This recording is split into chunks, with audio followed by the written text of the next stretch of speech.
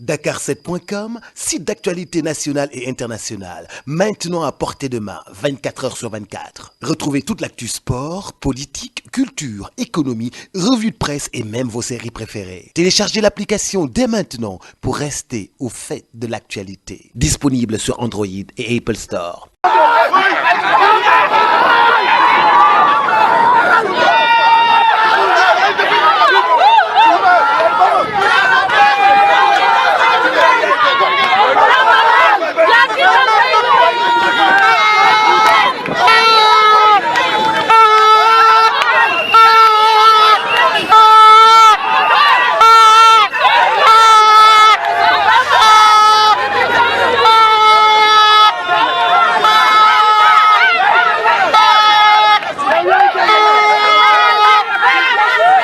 Le petit mot pour Dakar 7. Dakar 7.